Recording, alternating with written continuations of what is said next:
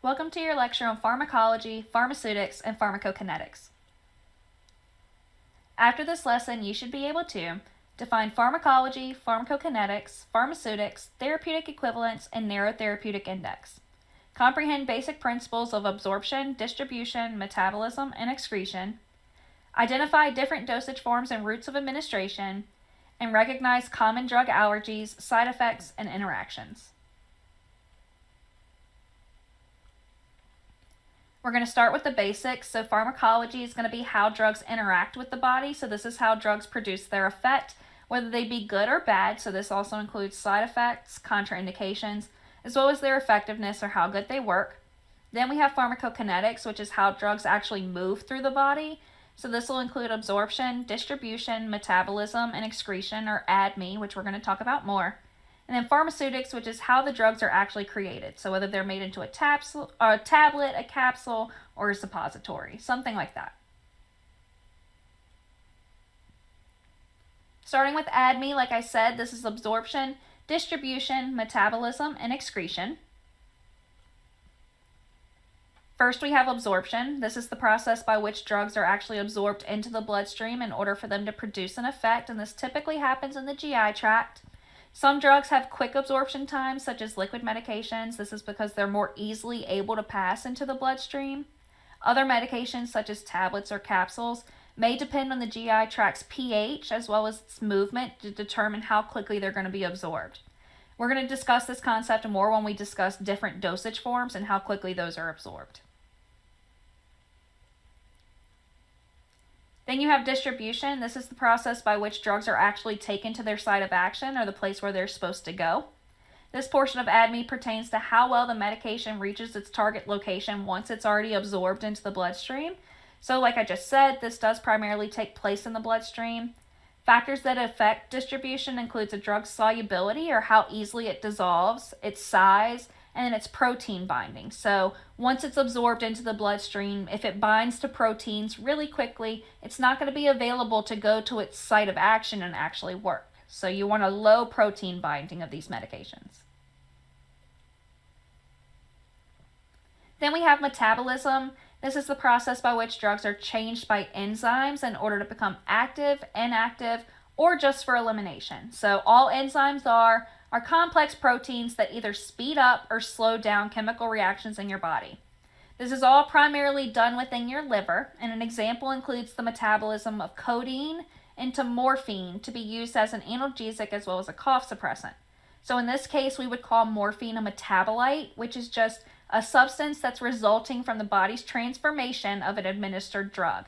So in this situation, the patient would take codeine, it's then absorbed, it would travel to the liver would then use enzymes to change that codeine into morphine, and morphine is the actual drug that's causing the pain relief and causing the patient to stop coughing. Then we have excretion. This is the process by which drugs are actually removed from the body. So this can be done renally, where it's excreted in urine, or it can stay in the GI tract and then it's excreted in the stool. This leads into the concept of equivalence. So sometimes a medication may not be available for a patient to take and an alternative has to be chosen. There are three common types of alternatives that a pharmacist would recommend, and that's typically a therapeutic equivalent, a pharmaceutical equivalent, and a pharmaceutical alternative.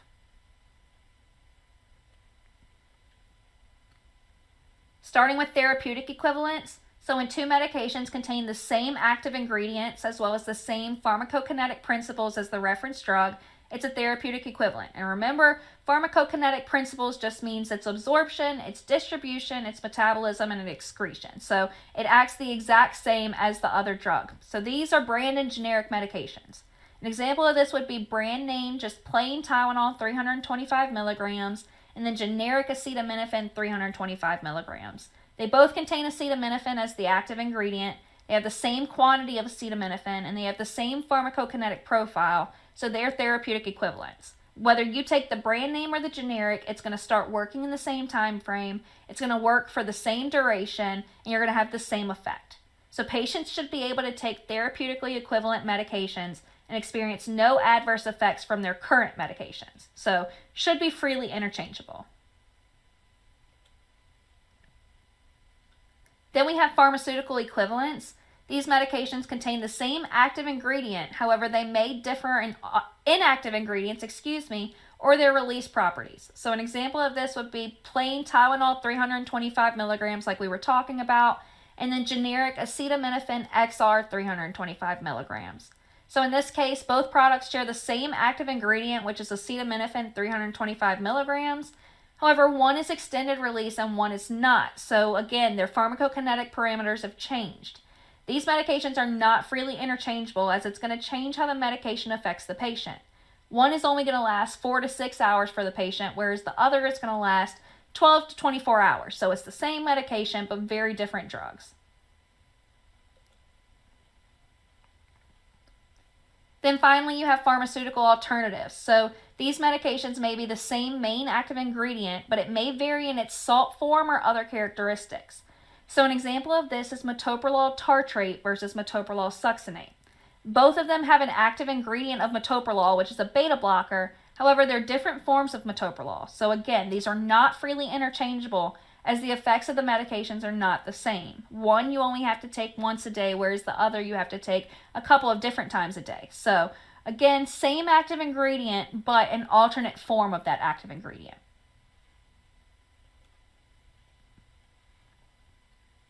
So with all of this being said, medications can be made in different dosage forms. All a dosage form is a combination of active and inactive ingredients. Active ingredients are just those that exhibit a therapeutic effect. So your active ingredients are what are doing what you actually take the medication for.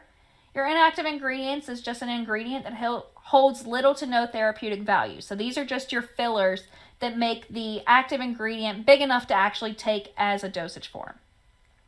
So all of this can be altered to change a medication's absorption, distribution, metabolism, or excretion, or its pharmacokinetic properties like we talked about. Some of the dosage forms we're going to talk about include solids, semi-solids, liquids, inhalations, and transdermals.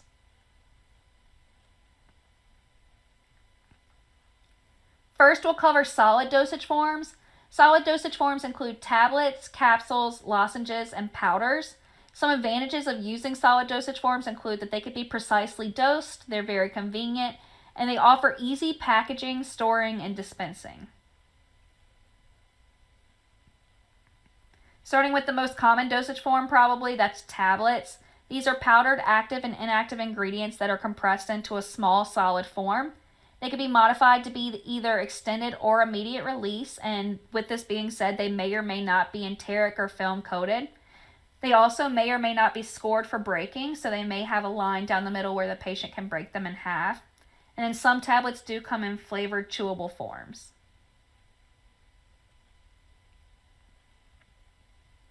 So immediate release medications are available for the body to absorb as soon as the patient takes the medication.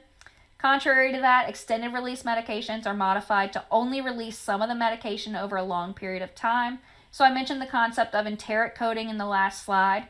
Enteric coating prevents aspirin from breaking down the stomach by protecting the drug until it gets to the small intestines. So this is an example of using a coating to change a medication from being directly available once you take it to being available once it travels through the stomach and is safe in the small intestines. So extended release and enteric coated medications should never be cut or crushed unless the manufacturer explicitly says you can do so, because that coating is what's protecting the drug. I've included a graph in the top that compares extended release versus immediate release medications. You can see the immediate release medication quickly falls and then spikes again and then falls again. So it's available as soon as you take it for your body to use, and then you quickly excrete it. Extended release, on the other hand, slowly disperses the medication. So you see that you take it and you have a nice and high concentration, and then it gradually decreases, meaning you don't have to take it as often.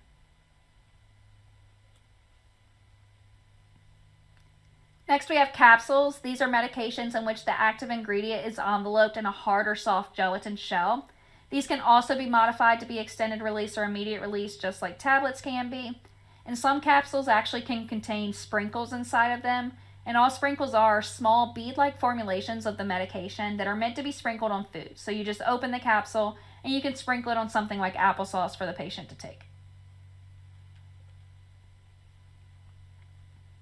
Then we have lozenges. These are sometimes called troches. These are hard, sugary, candy-like dosage forms, and I like to think of these as cough drops that have medication in them.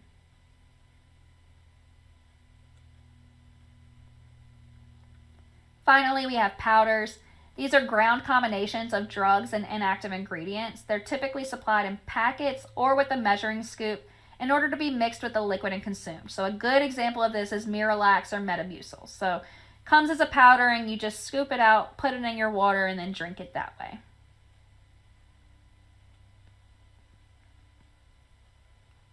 Next, we're going to discuss semi-solids. These are typically meant to be used topically or on the skin. They're neither completely solid nor completely liquid, and they include ointments, creams, lotions, gels, pastes, and suppositories. Starting with ointments, these are a topical dosage form that consists of a small amount of water and a large oily base, so they're typically very thick and can be used for skin protection.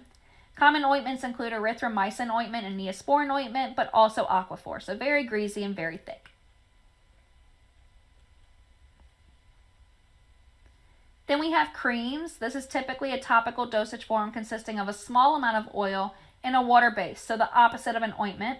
Creams are typically lighter than ointment and can be easily rubbed into the skin, and creams may also be used for vaginal or rectal use because of that.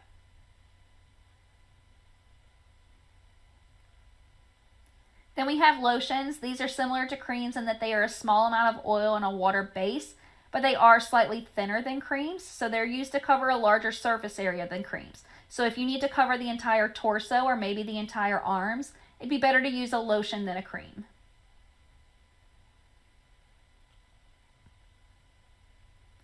Next, we have gels. Gels are a thick, liquid-like semi-solid that contains solid medication particles suspended within them. So gels can be easily rubbed into the skin very cleanly. So they're a great option for hormone therapy when you're worried about having to hug others or touch others, and you don't want it sitting on the skin where it could expose other people. Gels rub in very cleanly.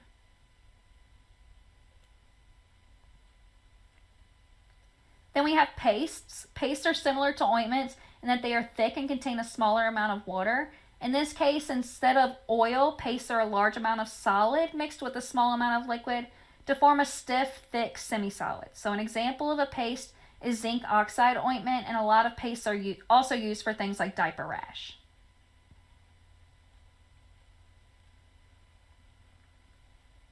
Finally, we have suppositories. Suppositories contain medication in an inactive base that will melt once inserted into the body just from the body's natural temperature. Suppositories are meant to be used by vaginal, rectal, and urethral route, and they're helpful in situations in which oral medications may not be best. So things where patients can't swallow medications, or if a patient's having a seizure, suppositories are a good option.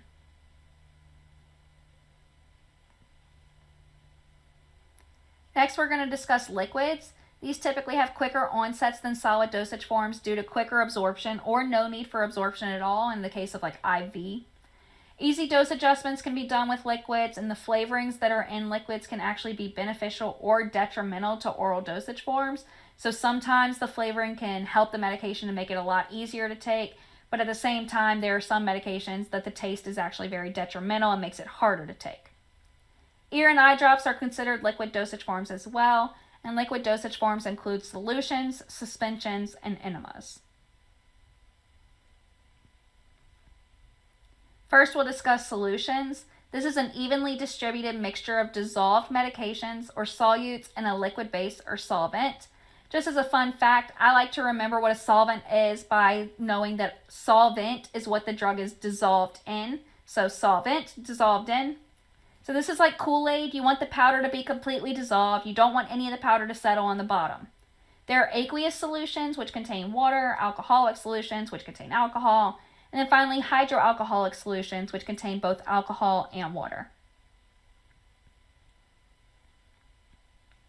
So I've included here some solutions based on their contents as well as their purpose. First, we have aromatic water, which is water and oil or another volatile substance. Then we have an elixir, which is dissolved medication in water and ethanol. Syrup is a sugar-based solution. An extract is a powder that's derived from animal or plant after the solvent is evaporated. Tincture is an alcoholic or hydroalcoholic liquid that contains plant extract. The spirit is an alcoholic or hydroalcoholic liquid with volatile aromatic ingredients. And then by purpose irrigating solutions is a liquid that's used for cleansing the body. And parenteral solutions are a sterile liquid with the intention of being administered by injection. The next liquid dosage form we're going to discuss is suspensions. This is a liquid in which the drug does not dissolve in the base, leaving the small solid particles floating in the liquid base. So these medications may need to be reconstituted or mixed with water before you dispense them. You're going to want to make sure to always shake suspensions well before dispensing them to ensure the medication is equally dispersed throughout the base. Aqueous or water suspensions will always need the auxiliary label shake well, as solid medication can settle at the bottom of the bottle, meaning the patient won't get the full dose. Injectable suspensions can be used for something called depot therapy. This allows for drugs to be administered either to the muscle or the skin and then be released over a long duration of time. So an example of this is the contraceptive Depo-Provera, which lasts about 3 months after you get it injected. Finally, we have enemas. These are liquid medications that are used to deliver medication rectally in order to bypass the GI tract. Again, like suppositories, these can be useful in situations when oral medications are not the best choice.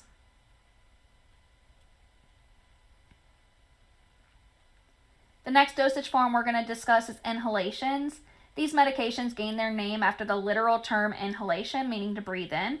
So these medications are used to reach the lungs rather than the GI tract for absorption, and they include aerosols and sprays.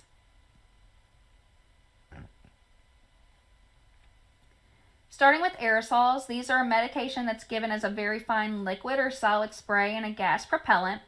The container may be pressurized, so patients do need to avoid heat with these.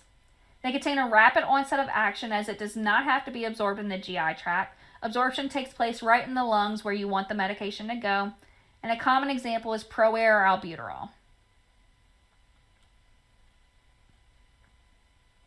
Then we have sprays. These are a medication contained in a pump-type dispenser that when pushed dispenses a fine release of liquid, solid, or gas particles. They could be in a variety of bases, including alcohol or water, and they're typically used more for upper respiratory things, such as a sore throat, rather than lower respiratory like aerosols. So a common example of this is Flonase or fluticasone, which is a nasal spray.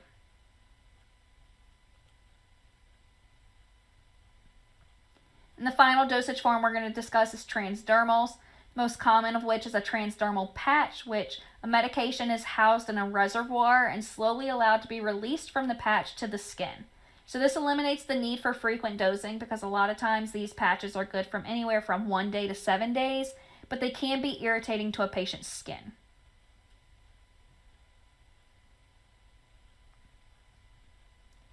Next, we're going to discuss routes of administration. This is how you actually take medications. So all of the things we've discussed so far, plus this, come together to determine how a medication actually affects a patient. So common routes of administration include oral, sublingual, buccal, rectal, vaginal, ocular, otic, nasal, inhalation, topical, intramuscular, subcutaneous, intravenous, and intrathecal.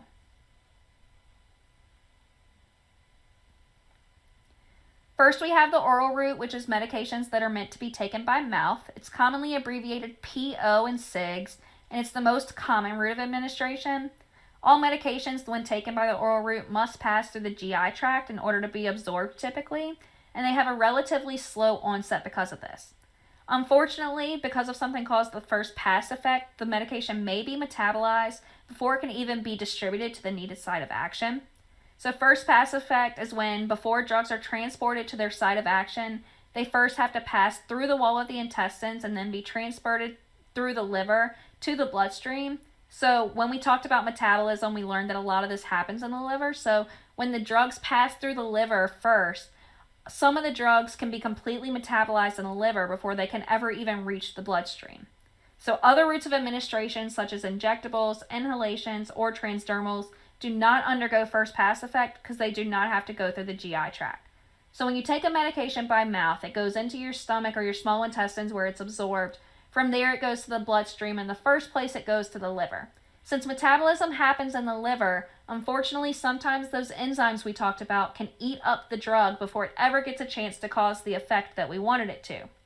When you use other routes of administration, like the injectables and inhalations that we talked about, remember, it's not being absorbed in the stomach or the intestines, so it's not going to go to the liver first. It's going to go to its site of action first, meaning you don't have to worry about those enzymes eating the drug up before the drug can work.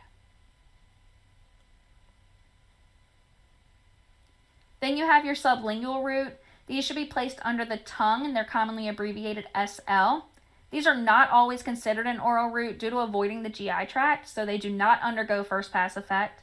They do have a quicker onset, and common formulations include nitroglycerin or nitrostat for angina relief and heart failure.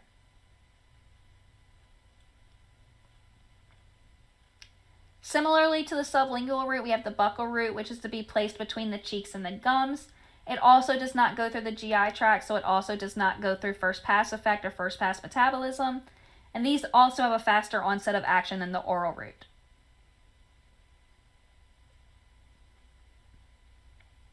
Next, we have the rectal route. These are to be inserted into the rectum, and they can be abbreviated PR. They may be a suppository or an enema like we talked about in dosage forms. And these also avoid first pass effect and have a quick onset of action. And like we talked about with the dosage forms, these are convenient if the oral route's unavailable.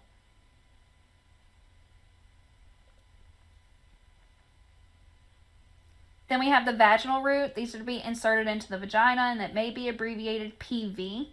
These could be a cream, suppository, or vaginal ring, and they typically have a slower route of administration or slower onset of action because you have to pass through the vaginal wall to be absorbed, but these also do avoid first pass effect.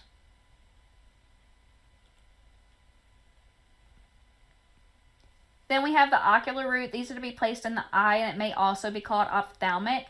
So when you're reading these in SIGs, it may be abbreviated OU for both eyes, OD for right eye, and OS for left eye. I like to remember that the O stands for ocular, so this keeps it separate from the otic route, which we're going to talk about next. These also avoid first pass effect and are almost always used for local issues, so issues with the eye, and they typically include drops or ointments. So like I said, next we have the otic route. These are to be placed in the ear. They're commonly abbreviated AU for both ears, AD for right ear, and AS for left ear. So again, very similar to what we saw with the eye, but you can remember this by A for auditory. So O for ocular or ophthalmic, and A for auditory. These also avoid first pass effect, and they're exclusively used for local drugs. Another fun fact, you can use eye drops in your ear, but you can't use eardrops in your eye. So anything that goes in your eye needs to be sterile. So eye drops are sterile, and it doesn't hurt to put a sterile drop into your ear. Unfortunately, though, eardrops are not sterile, so you cannot put an eardrop into your eye because it's not sterile.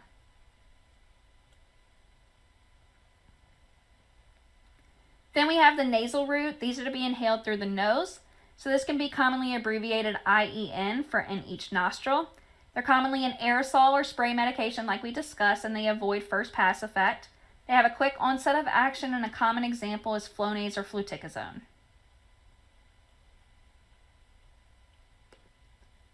Similarly to the nasal route, we have the inhalation route. These are to be inhaled to the lungs. These also avoid first pass effect because, again, they're getting absorbed in the lungs, and they have a quick onset of action. They're commonly aerosolized or nebulized, and we didn't really talk about nebulized in the dosage forms.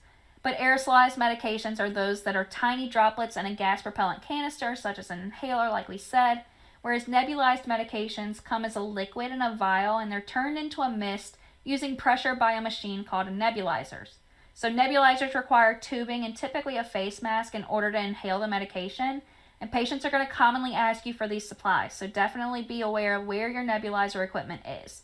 An example is albuterol or ProAir, like we discussed. Kind of going back to that quick onset of action, these medications, you want them to work quickly. So in the situation of like an asthma attack, you don't want them to have to go through the GI tract in order to be absorbed and then cause their effect. You want them to go straight to the lungs and cause that relief. So that's a big one, is that inhalation route does provide a very quick onset of action. Then we have our topical route. These are to be applied externally, typically to the skin. A common abbreviation could be AAA for apply to affected area, and common dosage forms that we discussed include creams, gels, lotions, ointments, and pastes. These also avoid first pass effect, but they do have slower onsets of action just because it does have to absorb through your skin. So these are mostly used for local effects such as pain or rashes. Then we have the transdermal route, which is very similar to the transdermal dosage form we talked about. These are to be diffused through the skin. These drugs are typically patches that contain a large amount of medication to be diffused across the skin to the blood supply, unlike topicals, which are local typically. So these patches are actually containing enough medication to get to the bloodstream and cause a whole body effect, not just used for something like rashes a lot of times. These also avoid first pass effect, but they have a slower onset with a longer duration. So again, they have to work to diffuse across the skin, but they have so much medication, and that reservoir lets the medication out so slowly that it lasts for a long time. An example of a transdermal medication is fentanyl or Duragesic, which is a patch that can last about 3 days.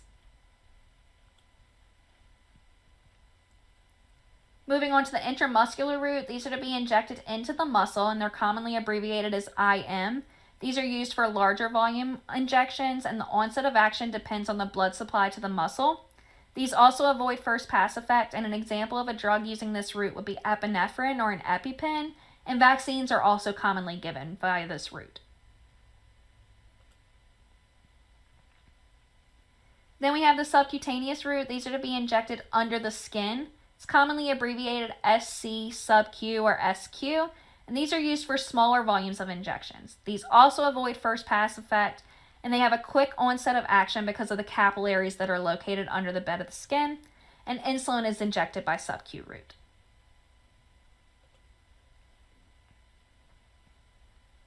Then we have the intravenous route. These are to be injected directly to the veins, and it's commonly abbreviated IV.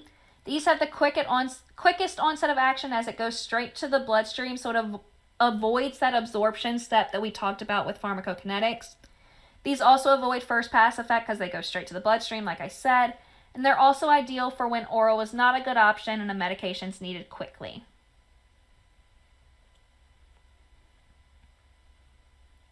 Finally, we have the intrathecal route. These are to be injected around the spinal cord and the spinal canal. This route's used to produce effects quickly on the brain and the spinal cord, and it avoids first pass effect as well. This route's typically used for anesthetics to numb the body, as well as antibiotics if you need to treat something like meningitis.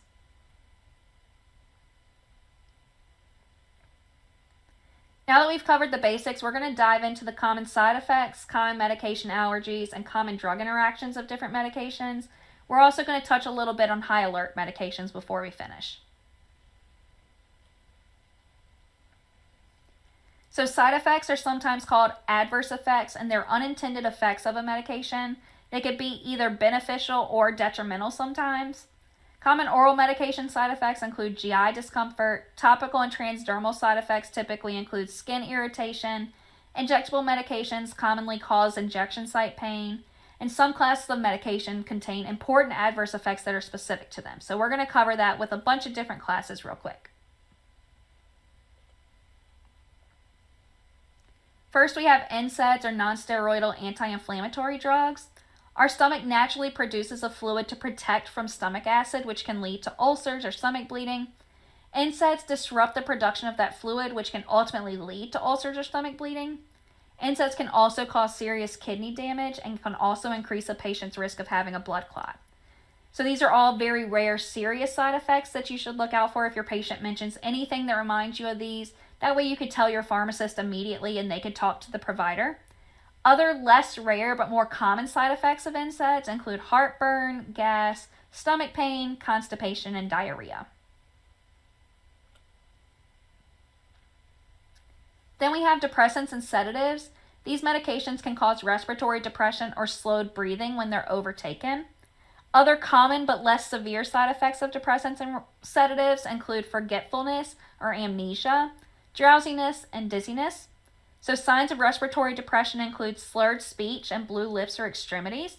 And some of the common depressants and sedatives include alcohol, opioid analgesics, barbiturates, and benzodiazepines.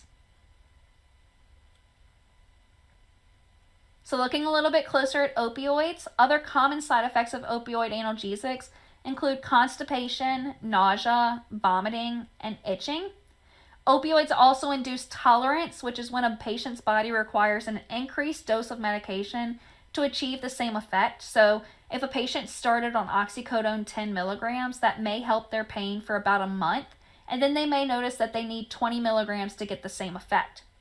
Patients are going to gain tolerance to all of the effects of opioids except for constipation. So constipation is going to remain regardless of the dose. They're never going to grow tolerant to that.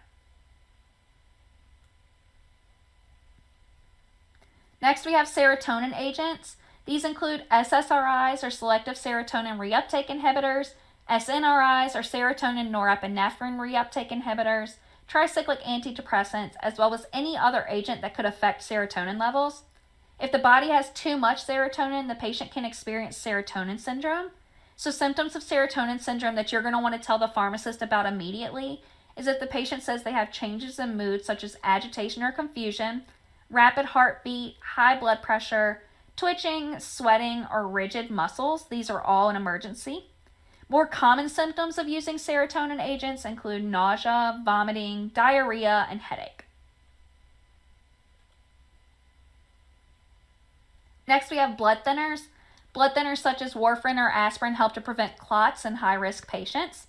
Sometimes these patients can fall or cut themselves, and their blood may be too thin to clot. So common side effects of blood thinners include bruising and prolonged bleeding, but more side effects that would warrant treatment and that you should tell a pharmacist about would be bleeding that wouldn't stop, a severe headache or stomach ache, bruising if the patient wasn't injured, and then coughing up or vomiting up blood.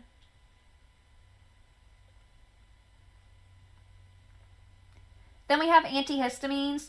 We have first generation and second generation antihistamines. First generations are those that include the older antihistamines such as diphenhydramine or Benadryl, meclizine or Dramamine, and promethazine or Phenergan. Our second generation antihistamines include once daily antihistamines such as fexofenadine or Allegra, loratadine or Claritin, and cetirizine or Zyrtec. Your first generation antihistamines commonly have the following side effects, which is dry mouth, drowsiness, dizziness, blurred vision, confusion, and unable to urinate. So all of your first generation antihistamines dry you up, which is why they work so well for your runny nose. They're really drying everything out.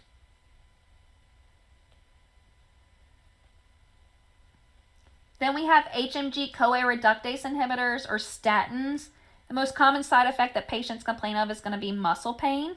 Not all of our statins are the same, so some are going to cause worse pain than others. If a patient is experiencing extreme muscle pain, it could be a condition called rhabdomyolysis, which is an absolute emergency. It's the breakdown of skeletal muscles. So anytime a patient starts to complain of extreme muscle pain and you notice they're on a statin, make sure they talk to the pharmacist.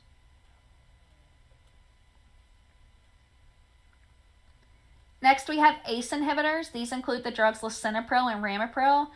These can cause low blood pressure, and the most common side effect that patients are going to complain of is a non-life-threatening cough. In some rare instances, ACE inhibitors can induce angioedema, which is an emergency. Angioedema is extreme swelling of the deep tissues, and it's almost like anaphylaxis to where the patient can stop breathing. Since ACE inhibitors work in the kidneys, they also put patients at risk for electrolyte changes, such as high potassium. And then all blood pressure medications can cause a patient to have low blood pressure, like I mentioned above. So symptoms of low blood pressure include dizziness upon standing and changes in vision. So if your patient mentions any of these things, it's important that you tell your pharmacist so that they can intervene. Next, we have anticholinergics. These are medications such as oxybutynin or benztropine. They have very similar side effect profiles to the first generation antihistamines because the first generation antihistamines are also considered anticholinergics. So you're going to see dizziness, drowsiness, dry eyes, decreased urinations, and changes in mood and agitation. So a fun fact, there is a common saying that's used to remember the side effects of these medications. That includes blind as a bat, dry as a bone, full as a flask, and mad as a hatter. So blind as a bat pertains to the dizziness and changes in vision.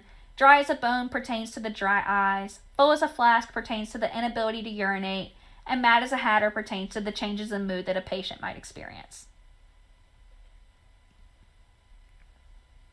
Then we have acetaminophen or Tylenol. This is actually relatively safe in lower doses, but we wanted to include this one not so much as a side effect, but an effect of the drug. So the maximum daily dose is going to be 3,000 milligrams, not grams, excuse me, I'm sorry, that's a typo. So 3 grams or 3,000 milligrams over the counter due to the risk of liver injury. So if you take too much Tylenol at one time, you can overwhelm your liver and then it can start to get hurt or injured. So for that reason, patients shouldn't be taking over 3 grams over the counter every day of Tylenol. If you notice that your patient is taking a lot of Tylenol or buying a lot of Tylenol pretty regularly, make sure you tell your pharmacist. That way your pharmacist can talk to them about how much they're using.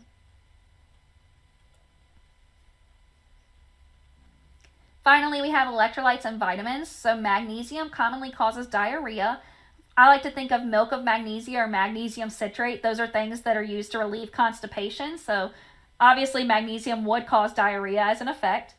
Aluminum can cause constipation. Iron can also cause constipation as well as gas and bloating. Any of your positive electrolytes and elements, anything that carries a positive charge to it, typically causes constipation. Then finally we have niacin, which causes flushing.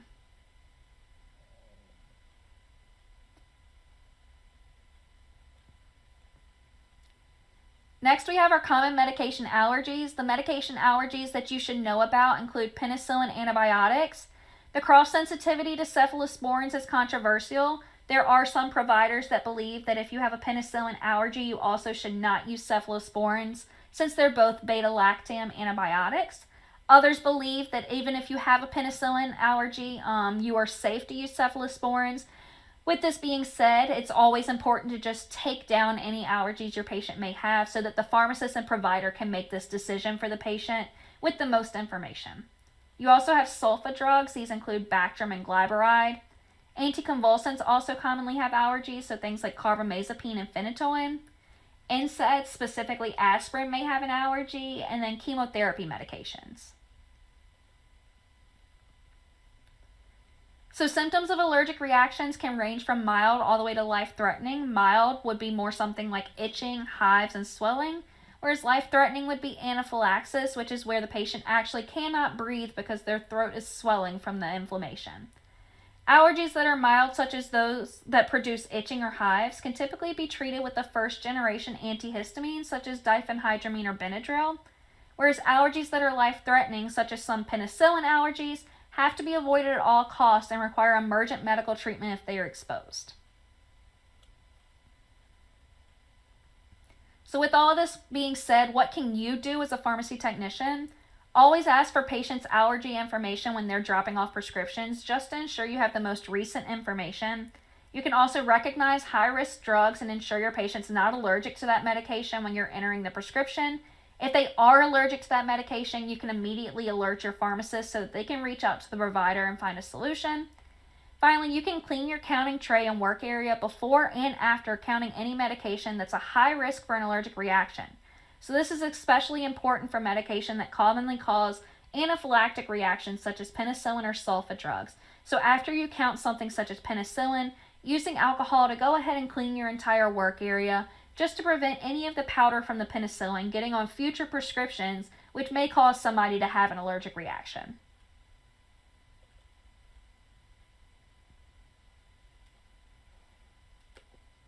Now we're going to discuss common drug interactions. So as drugs travel through the body, as we discussed in distribution, they are exposed to anything else that's in our bloodstream. So common interactions with drugs include other drugs, diseases, supplements, nutrients, and they can even affect laboratory tests. Interactions vary in severity, and they're important to tell your pharmacist if you happen to catch any of them. So first we have drug-drug interactions. Medications can interact with one another to cause an additive or a detrimental effect. So these could be either beneficial or bad, just like the side effects of medications. These are only a few of the hundreds of drug interactions that we're going to cover today. We're going to discuss at another point in the course different references that you can use to detect other drug interactions. As a pharmacy technician, if you believe that a patient may be taking medications that are interacting, always tell the pharmacist. That way they can go ahead and reach out to the provider and find a solution. So first we have oral contraceptives. Certain medications can cause oral contraceptives to be less effective. These medications include carbamazepine, lamotrigine, oxcarbazepine, phenobarbital, phenytoin, primidone, rifampin, and topiramate. A lot of these belong to a class called a class of medications that we describe as CYP enzyme inducers.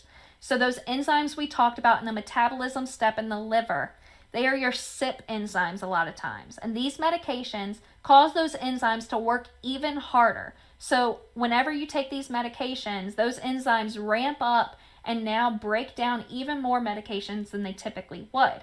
So if a patient takes an oral contraceptive and they're also taking any of these medications, those enzymes may hunt out that contraceptive and eat it up before it can produce its full effect. The next class of medications that commonly has drug interactions is HMG-CoA reductase inhibitors, or again, statins. Taking certain medications with statins can increase a patient's risk for muscle damage like we talked about, or myopathy. Some of those medications include amiodarone, digoxin, ranolazine, cyclosporin, tacrolimus, diltiazem, gemfibrozil, ticagrelor, itraconazole, and ketoconazole. So these medications belong to a class that we describe as CYP enzyme inhibitors. So first we talked about our inducers, which make those enzymes work much harder, and it eats the medication up to where they don't work as good. Well, this is the contrary. In inhibitors, those enzymes stop working. So when the medication typically would have been metabolized and then excreted, those enzymes never metabolized it. So you still have all that drug circulating around in the body, which can cause an increased risk for all of those side effects that the patient's already at risk for. Then we have fluoroquinolones, tetracyclines, and levothyroxine. So 2 different classes of antibiotics and then a thyroid supplement. Taking these medications around the same time as element-containing vitamins can result in the medications not working. So you don't want to take these medications within 2 hours of taking any multivitamins or any calcium, magnesium, iron, or aluminum. So if you notice that your patient is buying an over-the-counter multivitamin or they're buying supplements and they're also on one of these medications, tell your pharmacist, that way the pharmacist can talk to them about how to take their medication so that it'll work the best for them. Then we have warfarin. Warfarin interacts with many drugs, ultimately causing the blood to either be too thin or too thick. A common interaction that's going to be on the pharmacy technician certification exam, or PTCE, is that of aspirin and warfarin. If a patient is taking aspirin while they're also on warfarin, their blood could be even further thinned and they're at an increased risk of bleeding like we talked about earlier. Other medications that affect warfarin include rifampin, azithromycin, ciprofloxacin, doxycycline, tramadol, amiodarone, metronidazole, and then Bactrim, so trimethoprim and sulfamethoxazole. Then we have hypertension medications. Hypertension medications from different classes can interact with each other to cause an additive blood pressure lowering effect, or they can also cause electrolyte imbalances. So an example of a detrimental interaction would be between a potassium-sparing diuretic like spironolactone and an ACE inhibitor such as lisinopril. Both of them can cause your potassium to go up. So taking those 2 together can cause the patient to have an increased risk of a high potassium level. An example of a beneficial interaction would be between lisinopril and hydrochlorothiazide. These medications actually come formulated as a combination pill, as they can be used together to provide extra blood pressure lowering for a patient in only one pill. Then we have serotonin agents. We already talked about the side effects of these medications, but when you take more than one of these together, it can increase the patient's risk of serotonin syndrome. So common medications that can interact with serotonin agents to cause serotonin syndrome include buspirone, fentanyl, ondansetron, tramadol, and sumatriptan.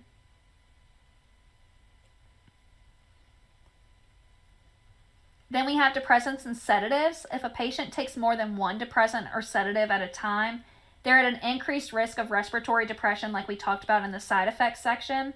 So common fatal combinations of medications that cause increased risk of respiratory depression are alcohol and opioids, alcohol and benzodiazepines and opioids. So if you notice that your patient's buying alcohol or reports using alcohol, make sure you talk to your pharmacist about that if they're on any depressants and sedatives, That way the pharmacist can discuss with them how to take their medication and what's safest for them.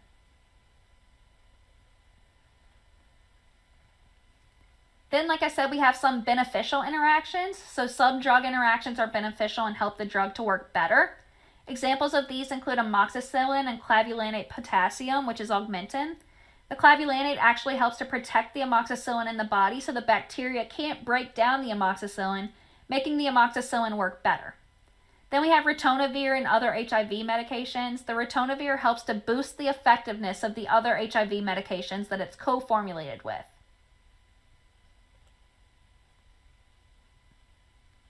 Like I said, we also have drug-disease interactions. Medications can interact with a patient's disease state, causing it to be better or worse. An example could be NSAIDs and hypertension.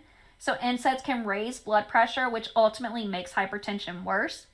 NSAIDs and GERD, like we said, NSAIDs prevent the formation of that fluid that protects your stomach. So NSAIDs increase the risk of stomach bleed and ultimately can also make GERD worse and just make the symptoms worse, so heartburn and chest pain. Then we have beta blockers and asthma. The beta receptors are what we use to treat asthma. We use short-acting beta agonists a lot of times. That's found in the lungs. Beta blockers can cause asthma medications not to work because when you take a beta blocker, all of those beta receptors that you would use to treat asthma are now blocked up, meaning the asthma medication can no longer bind and work. Then we have drug-nutrient interactions. Drugs can interact with the food we eat, changing how the drugs work in our body. The most important drug-nutrient interaction for you to know is warfarin and vitamin K. Warfarin works by keeping vitamin K from being activated, which ultimately starts clotting in the body. So if a patient does start to eat more vitamin K from leafy greens, their warfarin may not work as well for them. Another example of a drug-nutrient interaction is between loop diuretics and potassium. It changes the amount of potassium in your blood just because you start to pee some of the potassium out and vice versa. So as a pharmacy technician, you can notify your pharmacist if your patient mentions changes in their diet to you. That way then they can adjust their medication with the provider just to make sure it's safest for the patient and working the way it's supposed to. Then we have drug supplement interactions. We talked about these briefly in some of the other sections, but some patients may take over-the-counter supplements to aid in their health. These supplements can also interact with patients' prescription medications. So we talked about multivitamins and things like that, with things like tetracyclines and levothyroxine. The most common drug supplement interaction is that of St. John's wort with other medications. St. John's wort is an herbal supplement that can be used for anxiety and depression, and it increases a patient's risk of serotonin syndrome when it's taken with other serotonin agents. St. John's wort also belongs to the group of CYP enzyme inducers that we talked about earlier, which can lower the effectiveness of other popular drugs. So taking St. John's worts with any of those medications that are metabolized by those CYP enzymes can cause those medications not to work as well. Finally, we have drug laboratory interactions. Some medications can affect the results of laboratory tests. Some common drug laboratory interactions include antibiotics, psychotropics, contrast media, PPIs, that of biotin, acetaminophen, propranolol, niacin, and NSAIDs. The effects of all of these interactions range from elevated glucose levels to changes in protein urine tests to false positive drug screens and pregnancy tests. So the biggest one for this is if you notice your patients buying anything like an at-home drug screen or an at-home pregnancy test, and they're taking any of these medications, make sure the pharmacist has a chance to talk to them about the possibility that their medication could change the result of that test.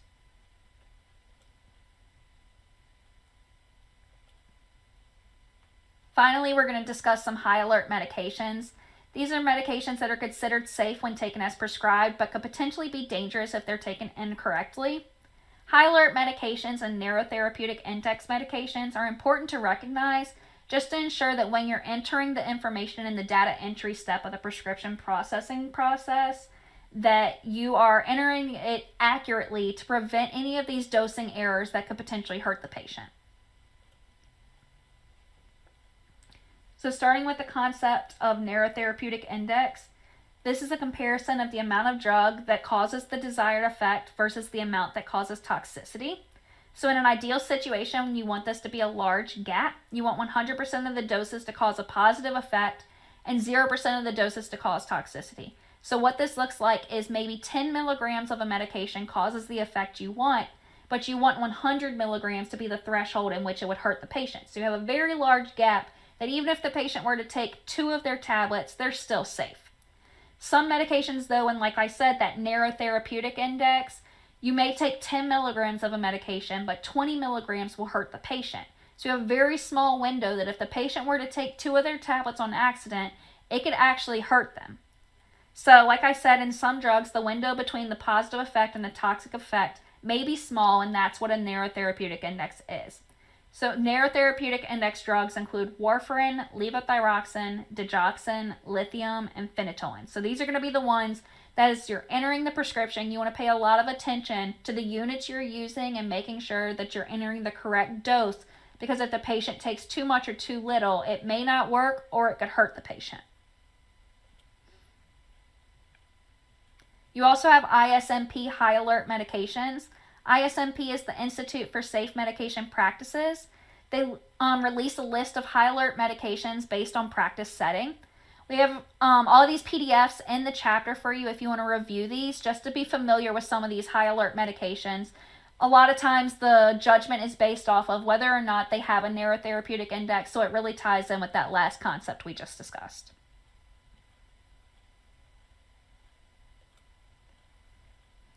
In summary, pharmacology, pharmaceutics, and pharmacokinetics come together to produce a drug's effect on our body. It's how the drug actually works.